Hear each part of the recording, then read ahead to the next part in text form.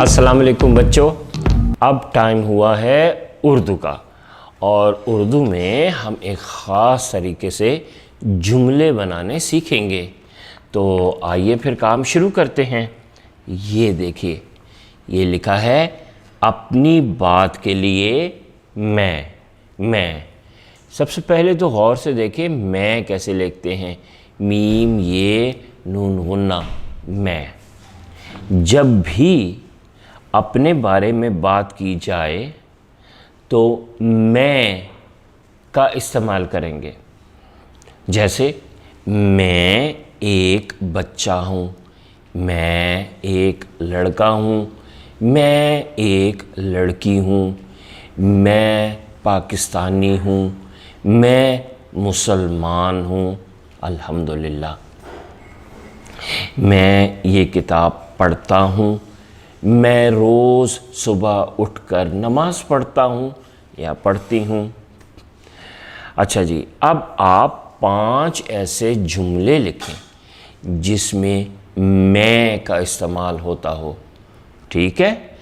کل میں نے صبح اٹھ کر نماز پڑھی اور ورزش کی۔ میں آپ سے مل کر بہت خوش ہوا۔ میں اپنی بات کا آغاز سلام سے کرتا ہوں۔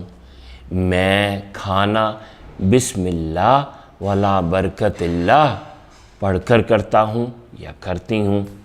تو اس طرح کے آپ نے 5 سینٹنسز، 5 جملے بنانے ہیں۔ اب ہم آتے ہیں تشبیہ کی طرف۔ تشبیہ کہتے ہیں جب آپ کسی چیز کو کسی چیز سے کوئی مثال دیں، مثلا موتی جیسے سفید دانت، موتی جیسے سفید دانت۔ اس جملے میں دانتوں کو موتی سے ملایا گیا ہے، تو یہ ہوتی ہے تشبیہ۔ تشبیہ کسی اچھائی یا برائی کی وجہ سے ایک چیز کو دوسری چیز کہنا تشبیہ ہوتی ہے۔ اچھا جی، اب خالی جگہ میں مناسب تشبیہ لکھیں۔ تو آپ نے یہ کام اب اپنی کاپی میں کرنا ہے۔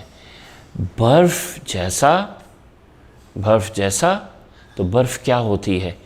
گرم ہوتی ہے یا ٹھنڈی ہوتی ہے؟ جی، برف جیسا ٹھنڈا۔ دوسرا ہے شہد جیسا، تو شہد کیا ہوتا ہے؟ کڑوا ہوتا ہے یا میٹھا ہوتا ہے؟ بالکل۔ کوئلے جیسا، کوئلے کی خاص بات اس کا رنگ ہوتا ہے۔ کیا رنگ ہوتا ہے کوئلے کا؟ جی، تو کوئلے جیسا، ٹھیک۔ پھول، پھول کیا ہوتا ہے؟ بدصورت ہوتا ہے یا خوبصورت ہوتا ہے؟ جی، خوبصورت ہوتا ہے، تو پھول جیسا۔